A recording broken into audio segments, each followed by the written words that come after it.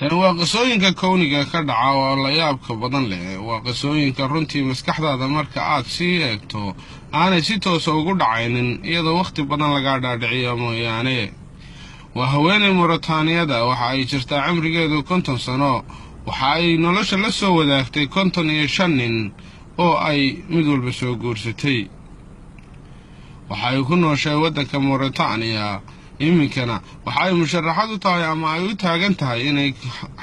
inay guurkii 56 isu sharaxdo iyadoo aan weli ka laabanaynin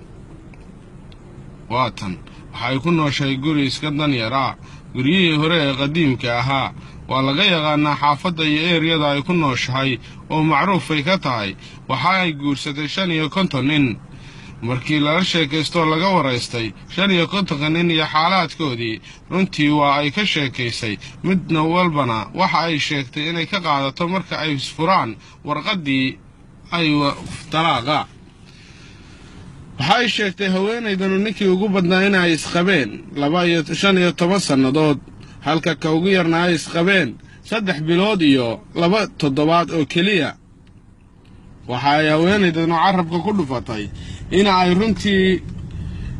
jeceshahay in ay ka sheekayso 3 nin oo kaliya halka ay inta kalena jeceshahay inay xitaa xusuusteeda ay soo galaan ay runtii ka murugooto xanaaq iyo walwal badanna uu soo maro waxa la odhan karaa waa tijaabadii ugu dheerayd ee qof bini'aadan uu noloshiisa ku sameeyo haweenaya marka ay nolosha la wadaagtay 55 nin oo mid walba dabeecad iyo dhaqan gaar ah uu leeyahay waa daraasad waa jaamacad waa waxbarasho dhan oo buuxda oo wax lagu qaadan karo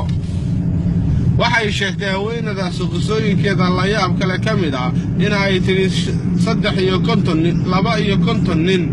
marka aan hadalkooda maqlo waan murugooda oo raggii soo guursaday ka mid ah halka 3 nin oo kaliya aan jeclahay inaan ka sheekeeyo xikaayadahoodii iyo taariikhahoodii ama na soo kala dhex maray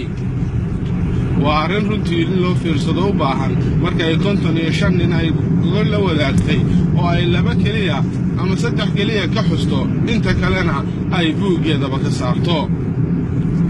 وهو معروفة والله يا قانا كنت سنة يجرتا حافظها كجا نوشهاي وكعان وناكتي نمن جورستو أما جورسي قبل نيد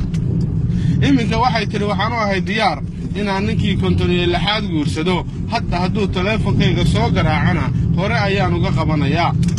موابين دونه عارف حلالي هدو يسوقلو وأنا تجامد واسي وضيا أنت أي رجل يجمع رميان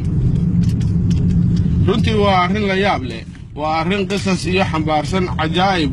aan adduunka koonka ka dhicin